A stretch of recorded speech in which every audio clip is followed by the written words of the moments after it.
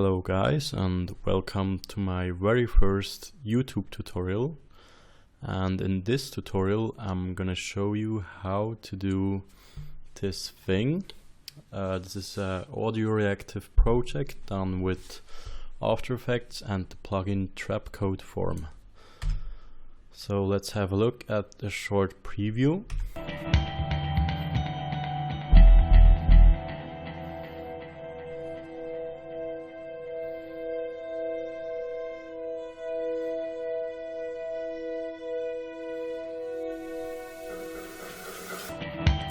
Yeah, that's about it. So let's create a new project, and in this project we're gonna create a new composition which is full HD resolution and 30 frames per second. Let's call this main comp, because that's actually where we're gonna bring everything together. So let's add a new black solid that's called form, because that's the layer we're gonna apply the Trapcode form effect to. So let's apply the Trapcode form effect and add a new camera layer. Just call this camera. And now we can already see what's going on. This is the basic setup of Trapcode form. So let's reset the view to the original view. And I'm gonna increase the resolution a bit so we can see this a bit better. So let's straight hop to the form settings and go to base form. Let's change the base form to sphere instead of box and decrease the sphere layers to 1 instead of 3. Now let's increase the size X and Y and Z to 600 by 600 by 600, and we want to have about 300 by 300 particles. So next we're gonna play with the layer maps. I'm gonna create a new custom made fractal layer, and I'm not gonna use the fractal field because we have more control over the fractal the custom fractal layer. And I'm also gonna show you that there's another reason, because you can also add the same layer to color. And that's what you don't have this option if you use the standard fractal field. So let's add a new composition that's called fractal. And sorry, let's delete that again. We don't need it to be that big. We only need it to be 1000 by 1000, because this composition is only a texture and we don't really need to see it. It's only going to apply to the form effect. So 1000 by 1000 is just enough, and everything above it will increase render times. Let's call this layer fractal, and let's search for the effect fractal noise and apply it. And now let's use dynamic progressive, because it really looks really smooth, and we're just gonna use the standard settings. Now if we hop back to our main comp and put this new composition in there, let's actually call it fractal texture so we have a better overview. Now if you go to the form layer, well, actually we can disable the visibility of the fractal texture. We don't need to see it. So let's go to layer maps and to displacement and select the fractal texture as displacement map. Now as you can see, there's only a one-dimensional displacement, because this fractal texture is also only one-dimensional, meaning RGB have all the same values. And that's what we want to change now. And as well, we want to have some movement going on. So let's first go to evolution and hit the stopwatch while hitting the key Alt on the keyboard. And let's type time times 100. Now we have some really cool movements going on here. That should be pretty fine. And now we need to duplicate this 3 times because we have RGB values and we want to have different values for each channel. So first layer, we're gonna leave the evolution settings how they are. For the second layer, let's change the random seed to 1, and the third layer should have a random seed of 2. You can choose any other number if you like to. And let's search for the effect tritone and apply this to the first layer. Well, actually, let's make it a bit faster. Let's just use curves, and let's go to red, leave it like it is, green all the way down, blue all the way down. That's our red channel. Let's apply the same effect to the second layer. Let's just copy paste it. Let's put red all the way down, green all the way up. And let's copy paste it again to the last layer. Let's actually put green all the way down and blue all the way up. Let's change the blending mode of all 3 layers to screen. Now you can see we have this 3-dimensional displacement map. And you can already see this here. Now we have a 3-dimensional displacement going on. Let's hop into the layer maps again and go to color and alpha and select the same texture as color map.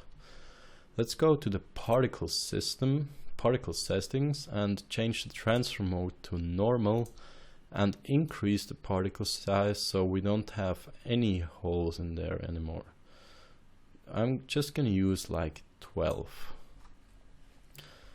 And now we should actually add some music. So let me just grab some music real quick. I'm gonna use a MP3 file because usually this works the best. So let's drag this MP3 file into this little symbol right there, which is gonna create a new composition with the same length as this song has. And let's actually call this new composition music. Let's hop back to our main composition and drop the music composition into there. And let's go to our form layer and now to audio react. Let's close this, we don't need this anymore. And select our music layer. Now if you want to change the song, you can just drop any other song into the music composition. Of course you have to adapt the composition length, but you don't need to change anything else instead of just dropping the song into there. Now let's map this one to TV scale. And let's use the frequency of 200. And let's go maybe to where the song is a bit, where a little bit more action in the song. And now we have some really boring movement actually, but you can say this everything everywhere, just like the sphere going bigger and smaller. We don't want that. We're gonna add the delay actually, which is a really interesting effect. It's actually the most interesting thing about Trapcode form, if you ask me. And we're gonna use let's just use like X left to right. That's cool. We're cool with that. But let's decrease the strength to about 10. And let's see how this looks. Let's load a short preview. It's gonna take a while actually, because actually if you increase the particle size, this will also increase render times. So it's not just about the particle amount, but also about the particle size. So we have 300 by 300 particles, which is going to be about 90,000 particles. If I'm not, yeah, I think 90,000. So that's quite a lot actually. It's not that much, but After Effects has its problems already. That's pretty cool already. I want to go somewhere where we have some bass so we can see the movement a little bit better. Yeah, we can see the waves actually now. And I want to change the camera view so we can see the origin of the waves. So let's transform this camera to about here, I think. Now should be able to see where the source of this these waves is. Not yet, we're not there yet. It's even more about here. Maybe. Let's see how this looks. Yeah, that looks pretty cool in my opinion. A little bit more actually, like that. Yeah, that's cool. Now let's actually add some twist, about maybe 2 or something, just to make it a little bit more interesting. So it's not just that linear movement going on. Well, actually movement of the audio rack is going to be the same, but it's going to add a little bit of tension into the fractal field. So that looks already pretty cool if you ask me, but now let's go and add some post effects. So let's grab the main composition and again drop it into this little icon, and let's call this one post. And now here what we're gonna do, we're gonna add a little effect. It's a really cool effect actually, but I've never seen it before, so maybe you guys can copy this into other things.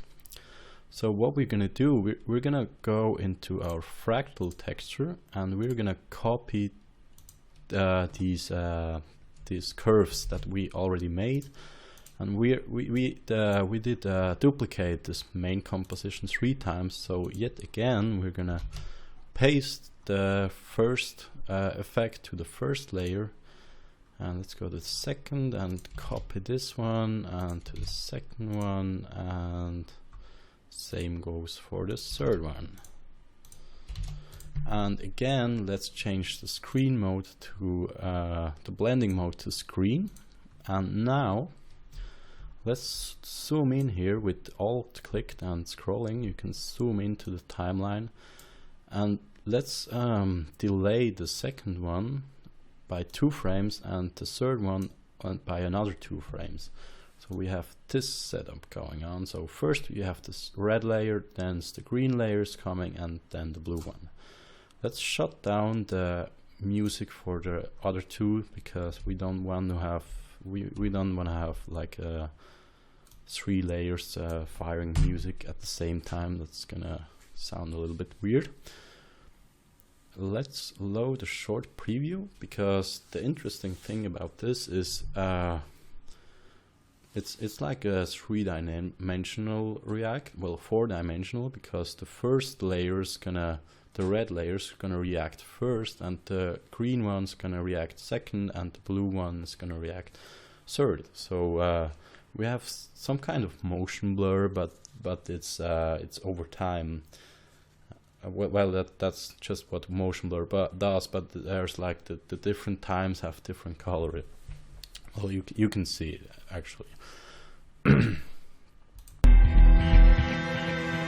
that looks pretty cool already. And now let's just add a new adjustment layer. Let's drop it on top of this and add a glow. Let's just add this glow, and maybe don't